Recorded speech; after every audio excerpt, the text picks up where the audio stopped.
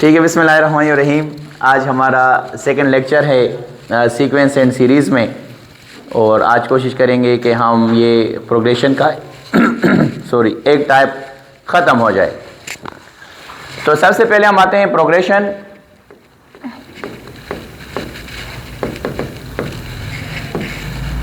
Progression हम कहते हैं arrangement of numbers according to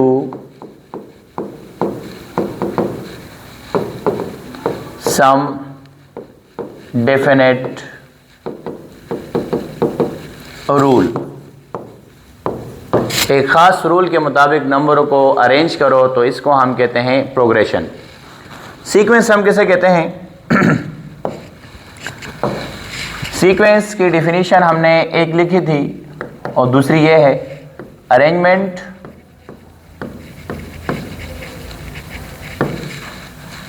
of numbers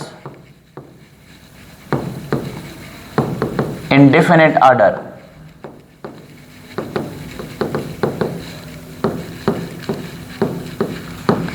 नंबरों को अरेंज करें एक ख़ास तरतीब के साथ। वो इंक्रीजिंग आर्डर भी हो सकता है, वो डिक्रीजिंग आर्डर भी हो सकता है, वो नेवर इंक्रीज नेवर डिक्रीज भी हो सकता है। मिसाल तौर पर 1 2 3 4 ये हमारे पास एक सीक्वेंस है। इसी तरह 10 9 8 7 ये भी हमारे पास एक सीक्वेंस है। नंबरों को अरेंज करें एक ख़ास आर्डर के साथ, वो इंक्रीजिंग आर्डर हो, वो डिक्रीजिंग आर्डर हो, वो नेवर इंक्रीज नेवर डिक्रीज हो, तो हमारे पास एक सीक्वेंस होता है। अच्छा, प्रोग्रेशन में कहते हैं कि नंबरों को अरेंज करें एक ख़ास रूल के मुताबिक। एक ख़ास रूल के मुताबिक नंबरों को अरेंज करें तो इसको हम कहते हैं प्रोग्रेशन। मिसाल तौर पर 2 4 8 16 ये एक सीक्वेंस है। नंबरों को हमने अरेंज कर दिया, इंक्रीजिंग आर्डर के साथ डिक्रीजिंग आर्डर के साथ अरेंज करें, और ये प्रोग्रेशन भी है। एक ख़ास रूल काम कर रहा है, सारे नंबर डबल हो रहे हैं। यहाँ पर 2 2 से 4 4 से 8 8 से 16 16 से 32। इसी तरह 2 4 6 8 ये एक सीक्वेंस है। नंबरों को अरेंज करें ख़ास तरतीब के साथ, तो सीक्वेंस भी है, प्रोग्रेशन भी है, क्योंकि ख़ास रूल काम कर रहा है। दो नंबर इंक्रीज़ हो रहे हैं, एक ख़ास रूल इन्वॉल्व है, दो नंबर इंक्रीज़ हो रहे हैं, तो प्रोग्रेशन भी है। अच्छा, इसी तरह 2 3 5 7 11 13 एंड सो ऑन ये हमारे पास एक सीक्वेंस है, लेकिन ये हमारे पास प्रोग्रेशन नहीं है। कोई ख़ास रूल इन्वॉल्व नहीं है। कभी 1 इंक्रीज़, कभी 2 इंक्रीज़, कभी 2 इंक्रीज़, कभी 4 इंक्रीज़, तो एक ख़ास रूल इन्वॉल्व नहीं है, तो ये प्रोग्रेशन नहीं है, नॉट प्रोग्रेशन।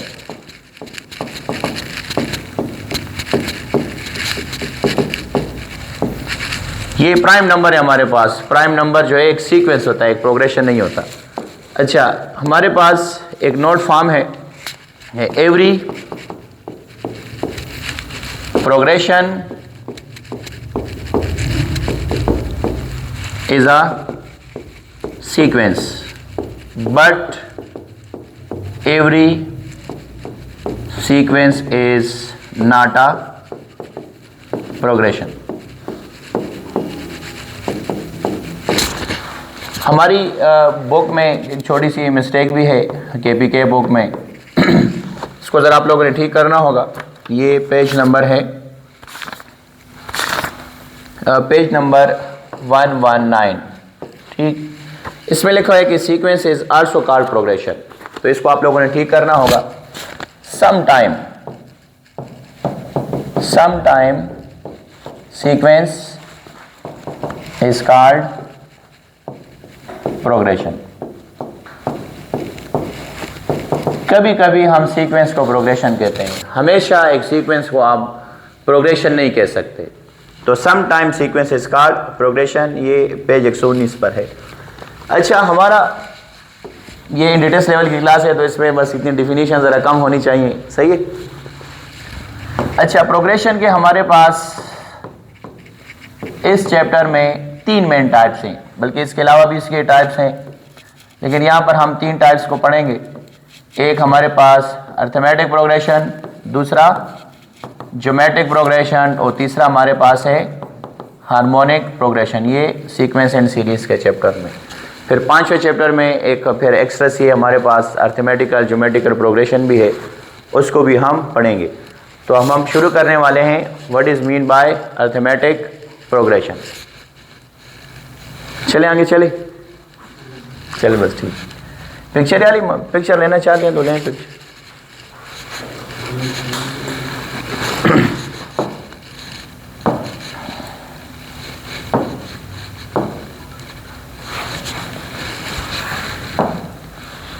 देखें, सबसे पहले हम आते हैं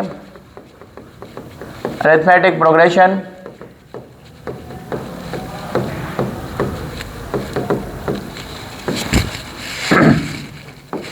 when difference between the consecutive terms are same, अगर 2 कंसेक्यूटिव टर्मों के दरमियान कॉमन डिफरेंस सेम हो तो इस टाइप ऑफ सीक्वेंस को हम कहते हैं अरिथमेटिक सीक्वेंस। ये एक डिफिनीशन है। फिर दूसरी डिफिनीशन भी है कि एवरी टर्म इज इंक्रीज और decrease by a constant number is called arithmetic sequence. सही है। मिसाल तौर पर 1 3 5 7। अब इन 2 कंसेक्यूटिव टर्मों के दरमियान हमारे पास डिफरेंस कितना है? 2 का डिफरेंस है। इन 2 कंसेक्यूटिव टर्मों के दरमियान 2 का डिफरेंस, इन 2 कंसेक्यूटिव टर्मों के दरमियान 2 का डिफरेंस। तो इस तरह सीक्वेंस जिसमें 2 कंसेक्यूटिव टर्मों के दरमियान डिफरेंस सेम हो तो इस टाइप ऑफ सीक्वेंस को हम कहते हैं अरिथमेटिक सीक्वेंस। इसी तरह 5 10 15 20, क्या ये अरिथमेटिक सीक्वेंस है? यस, इन टर्मों के दरमियान कॉमन डिफरेंस सेम है। अगर कॉमन डिफरेंस सेम होगा तो ये अरिथमेटिक सीक्वेंस होगी। सही है। अच्छा देखें, मिसाल तौर पर हमारे पास है, हम कोई भी सीक्वेंस लिखते हैं 1 4 7 11 एंड सो ऑन। बताएं इसमें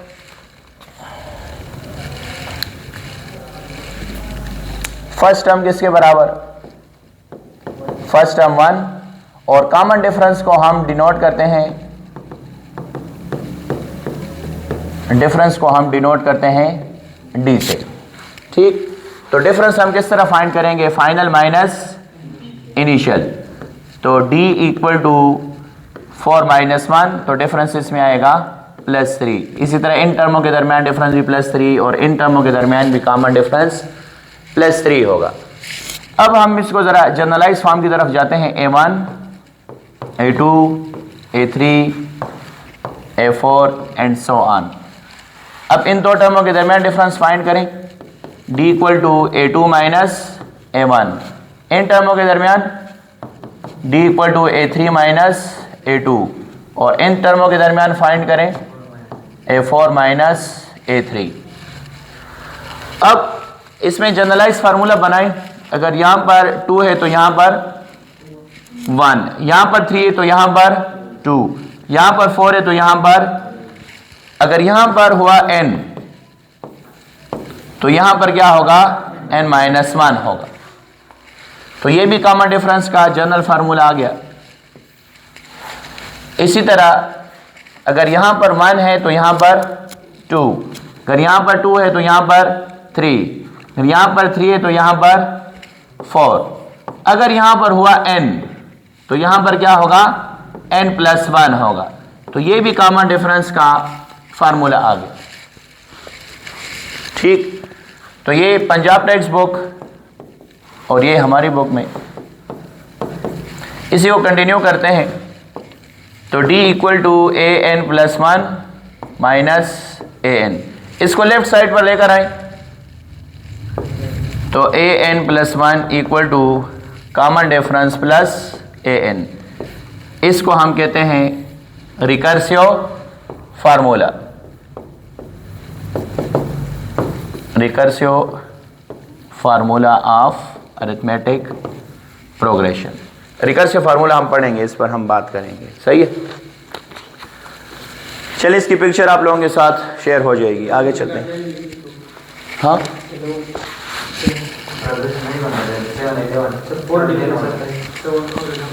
ठीक है यार, मिस्टेक आ सकता है यार, इसमें कोई बात नहीं है, ठीक हो गया। अच्छा अब देखें,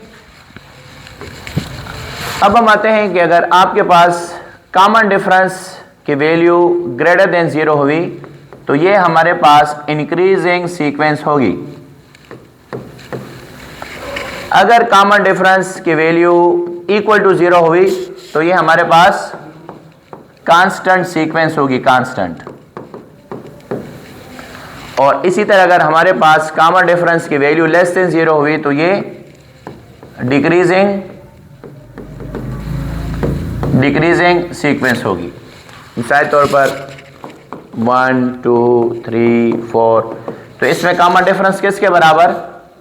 +1, तो +1 ग्रेटर देन 0 है तो ये हमारे पास इंक्रीजिंग सीक्वेंस है। इसी तरह 1 1 1 1, बताएं इसमें कॉमन डिफरेंस 0, तो कॉमन डिफरेंस इसमें 0 हुआ तो ये हमारे पास कांस्टेंट सीक्वेंस होगी।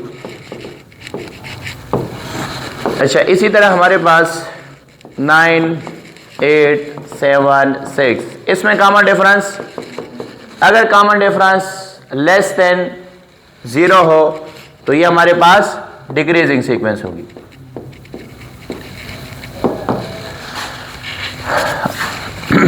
अच्छा बस अब हम नजर आते हैं अपने मेन टॉपिक की तरफ।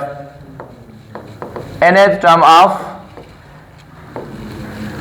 अरिथमेटिक प्रोग्रेशन या जनरल फार्मूला, तो जनरल फार्मूला हमारे पास बराबर है a1 plus n-1 into D. किसी भी टर्म को फाइंड करने के लिए आपने ये वाला फार्मूला इस्तेमाल करना होगा। इसका प्रूफ इंतहाई आसान है, लेकिन अब मैंने डायरेक्ट फार्मूला लिखा, सही है। चलिए इस पर ज़रा ये क्वेश्चन शुरुआत करते हैं आसान से। सबसे पहले हम आते हैं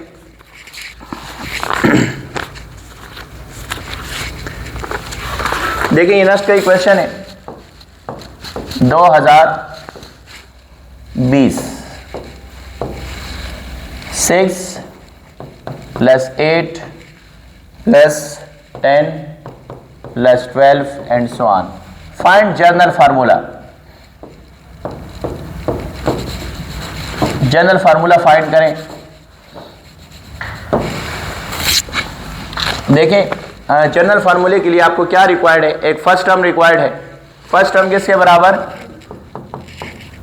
और common difference final minus initial, common difference 2। तो जनरल फार्मूला इसका होगा an = a1 + n-1 into D. First term 6 और कॉमन डिफरेंस 2, तो 2n-2 होगा, तो 2n + 4, ये आंसर है। तो इसका जनरल फार्मूला आ गया। Sequence is a function whose domain is set of natural number. अगर आप 1 पुट करेंगे तो आपको 6 मिलेगा, 2 पुट करेंगे तो 8 मिलेगा, 3 पुट करेंगे तो 10 मिलेगा। अच्छा जब भी आप लोगों ने जनरल फार्मूला फाइंड करना हो तो बस डायरेक्ट मेथड किया करें, इसको करने की जरूरत भी नहीं है। देखिए सबसे पहले आपने लिखना होगा n, सबसे पहले लिखना होगा n। बताएं इनके दरमियान कितना डिफरेंस है? तो 2 को मल्टीप्लाई कर दें। अब 2 के साथ मैं क्या ऐड करूं कि मुझे 6 मिले? 4, तो ये आंसर आ गया 2n + 4। ठीक है, अब दोबारा देखें, मैं एक दूसरा क्वेश्चन लिखता हूं 1 3 5 7, ये 8 नंबर्स हैं। 8 नंबर्स को आप लोगों को पता होना चाहिए। 8 नंबरों का जनरल फार्मूला क्या है? 2n-1। चलें फार्मूला पहले फाइंड भी करें। an = a1 + n-1 into D.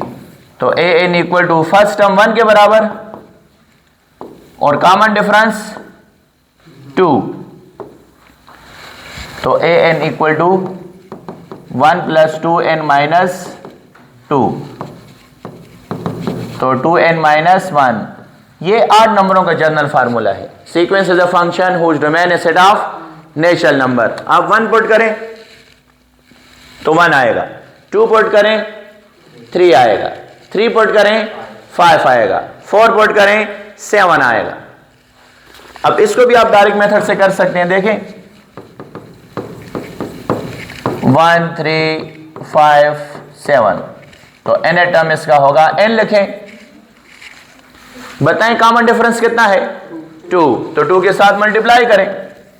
2 के साथ में क्या ऐड करूं कि मुझे 1 मिले, -1। 2 के साथ हम क्या ऐड करें कि हमें मिले 1, तो -1। चलें इवन नंबरों के लिए भी आप मैं इसके बाद चेंज भी करता हूं। तो इसके n टर्म का फार्मूला होगा n लिखें। बताएं इसका डिफरेंस 2।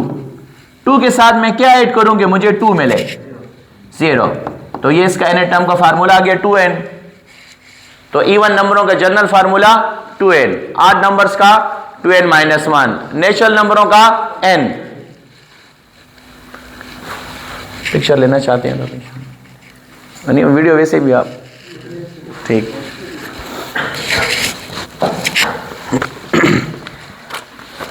चलिए हम कोई भी लिखते हैं 1 4 7 10 13। इसके लिए जनरल फार्मूला बनाएं, an इक्वल टू n लिखें। बताएं कॉमन डिफरेंस कितना है, कॉमन डिफरेंस 3 के साथ मल्टीप्लाई करें। 3 के साथ में क्या ऐड करूं कि मुझे मिले 1, -2 अगर आप फार्मूले की मदद से करेंगे तो तब भी आपके पास आंसर आ जाएगा। मुशी माशुमान हो जाएगा ना। चले कोई दूसरा लिखते हैं 5 8 11 14। इसके लिए जनरल फार्मूला बनाएं। तो थोड़ा स्टॉप करें।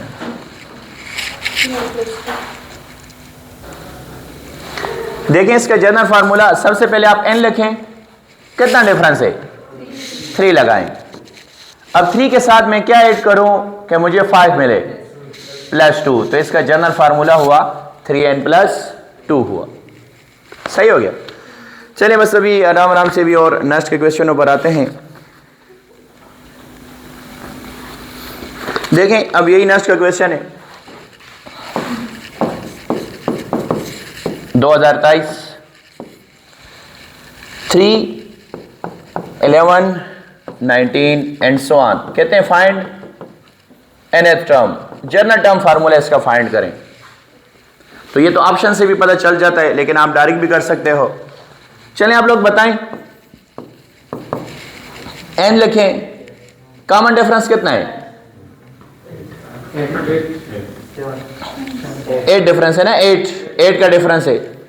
8 के साथ में क्या ऐड करूं कि मुझे 3 मिले, -5 ना -5, तो 8n-5 इसका आंसर है।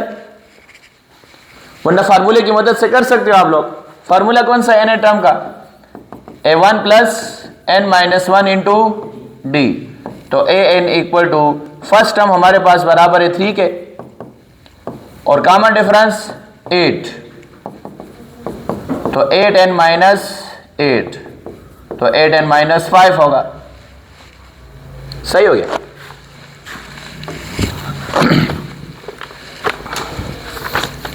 चलिए अब जरा पहले जरा एक आसान सा क्वेश्चन करते हैं, लॉन्ग मेथड से भी। मैंने कुछ क्वेश्चन लिखे हुए हैं।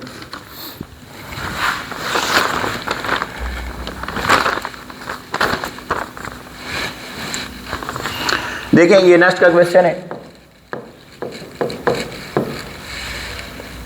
11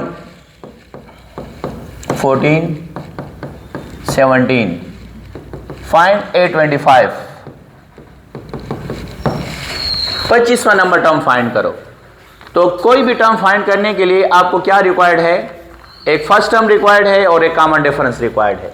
तो फर्स्ट टर्म तो है हमारे पास a1 = 11 और common difference 3, 25 number term find करना चाहते हैं तो n की जगह पर 25 पुट करना होगा आप लोगों को। तो बस ये डायरेक्ट पढ़ेंगे, इसमें कोई इतना मसला नहीं है। a1 plus n minus 1 into D. तो first term 11, number of terms और कॉमन डिफरेंस 3 है, तो ये 24 मल्टीप्लाई बाय 3, तो इससे आ जाएगा 12, 7, तो इससे आ जाएगा 83। कैलकुलेटर से किया करें, जरा वेरीफाई किया करें। सही है, तो ये इसका 25 नंबर टर्म आ गया। सही है, अब जरा इनके क्वेश्चनों पर चलते हैं। बताएं किसी को कोई मसला हो,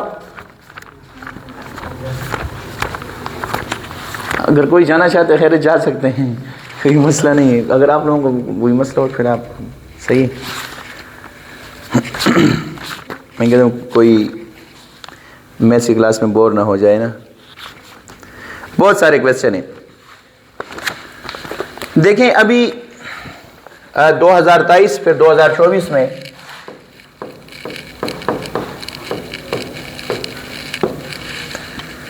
कहते हैं जर्नल फॉर्म, बस इसके बाद फिर दोबारा इस पर आते हैं।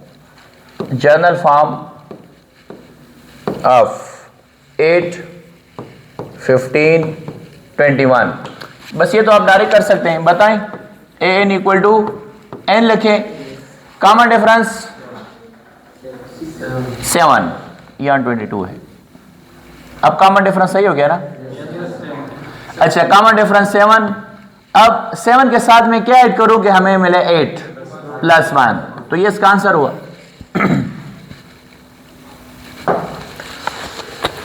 देखें 2023 में दूसरा क्वेश्चन भी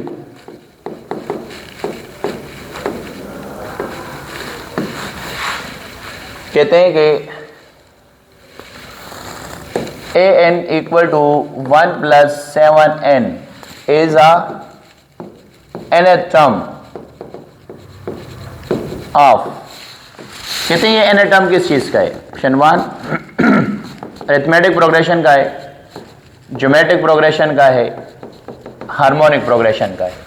सही है, तो वही डिफिनीशन अप्लाई करें। Sequence is a function whose domain is set of natural number. तो n की जगह पर आप 1 पुट करें, 8 आ जाएगा ना, 8 फर्स्ट टर्म आ जाएगा 8, फिर n की जगह पर आप पुट करें 2, तो सेकेंड टर्म आ जाएगा 15 आएगा ना, 15, फिर n की जगह पर आप पुट करें 3, तो इससे आ जाएगा 22। ये देखें 2023 का ये क्वेश्चन है, 2 दफा आए हुए लेकिन इसका फॉर्म चेंज किया हुआ है। तो कॉमन डिफरेंस इधर भी 7 और इधर भी 7, अगर कॉमन डिफरेंस सेम हो तो ये अरिथमेटिक प्रोग्रेशन होगा। अच्छा, ये आप हमेशा के लिए याद रखें, जब भी आपसे कहें कि nth term of arithmetic progression जो होगा हमेशा लीनियर होगा। लीनियर, जब भी आपके पास लीनियर आए तो ये अरिथमेटिक प्रोग्रेशन ही बनाएगा। ज़हन में लिख कार गई का ना, जब भी आपके पास लीनियर हो। देखें मैं अभी आप लोग बताते जाएं, मैं इसकी बहुत सारी एग्जांपल लिखता हूं। an इक्वल टू n, क्या ये अरिथमेटिक प्रोग्रेशन बनाएगा? यस, नेचुरल नंबर है ना, natural number 1 2 3 4 5 6 7। an equal to 2n, even number arithmetic progression बनाते हैं। और 8 नंबरों का 2n माइनस 1, ये अरिथमेटिक प्रोग्रेशन बनाते हैं। इसी तरह अगर आपके सामने आ गया n स्क्वायर, तो क्या ये अरिथमेटिक प्रोग्रेशन बनाएगा? नहीं बनाएगा। तो जब भी आपके सामने लीनियर आ जाए तो ये हमेशा अरिथमेटिक प्रोग्रेशन के टर्म्स होंगे। ठीक है सर, 1 मिनट के लिए स्टॉप करो।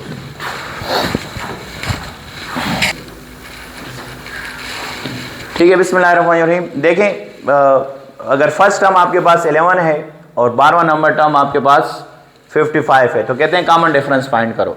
तो कॉमन डिफरेंस हम इस आसानी के साथ तब फाइंड कर सकते हैं जब आपके पास कंसेक्टिव टर्म्स हो। मिसाल के तौर पर a1, a2, a3, अगर आपके पास कंसेक्यूटिव टर्म्स मौजूद हैं तो हम लिखते हैं a2 माइनस a1, तो तब कॉमन डिफरेंस फाइंड हो जाएगा। अगर टर्म्स आपके साथ दूर दूर हैं तो फिर इसके दो मेथड है, एक इनके लिए, इसके लिए भी एक इक्वेशन बनानी होगी और एक इसके लिए भी इक्वेशन बनानी होगी, तो ये काफ़ी ज़्यादा टाइम वेस्टेंगे।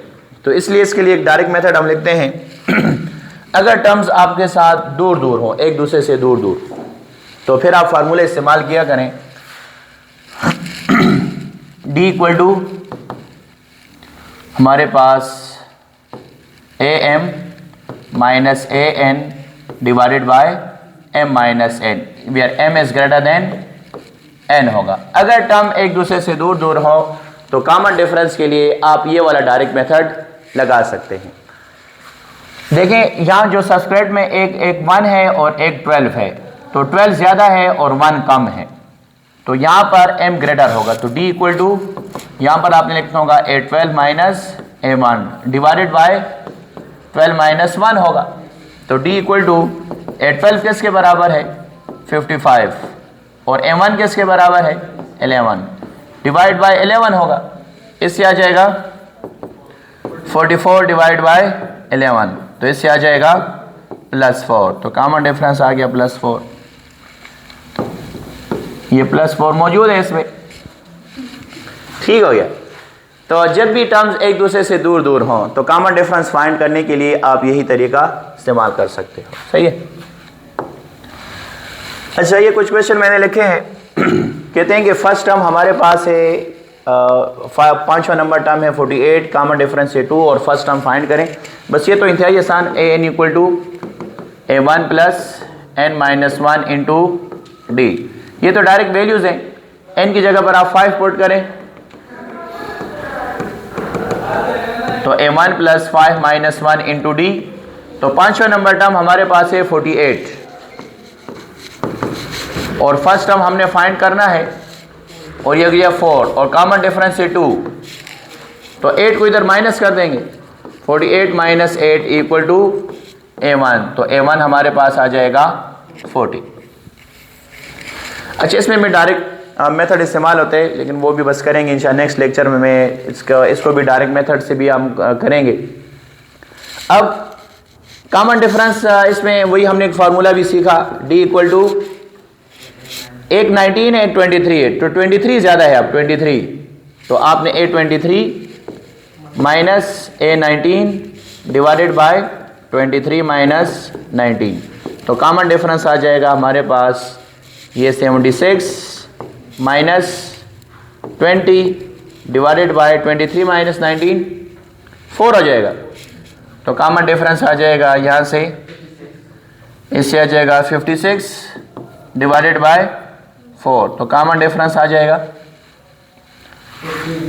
ये आ जाएगा 14 आ जाएगा, तो कॉमन डिफरेंस आ गया 14। तो ये फार्मूला आप लगाएंगे तो आप के लिए आसान हो जाएगा। देखिए, व्यास के टेस्ट में एक क्वेश्चन के how many terms are there, -2 से लेकर 148 के दरमियान टोटल कितने टर्म्स मौजूद हैं, और ये हमारे पास अरिथमेटिक प्रोग्रेशन बनाता है। फर्स्ट टर्म हमारे पास -2 और common difference final minus initial, common difference find करेंगे तो 5 आएगा, 8 माइनस 3 से भी 5 आएगा, 13 माइनस 8 से भी 5 आएगा, तो कॉमन डिफरेंस इज 5 और लास्ट टर्म है हमारे पास 148। अच्छा, एक तो फार्मूले के जरिए से आप कर सकते हैं, वरना आप फार्मूला लगा सकते हैं A final minus A initial divided by common difference +1, ये एक डायरेक्ट मेथड आप लगा सकते हैं। तो n equal to last term है हमारे पास 148, इनिशियल टर्म है हमारे पास और कॉमन डिफरेंस है +1, तो n हमारे पास आ जाएगा ये माइनस 150 डिवाइडेड बाय 5, 30 + 1, तो टोटल नंबर ऑफ टर्म्स हमारे पास होंगे 31 होंगे। ठीक हो गया। अच्छा, इस पर बहुत सारे कुछ और क्वेश्चंस भी हैं, वो भी मैं व्हाट्सएप ग्रुप में शेयर कर दूंगा आप लोगों के साथ, और इंशाल्लाह 2-3 लेक्चरों में बस इस चैप्टर को ख़त्म करते हैं हम। ठीक है, थैंक यू।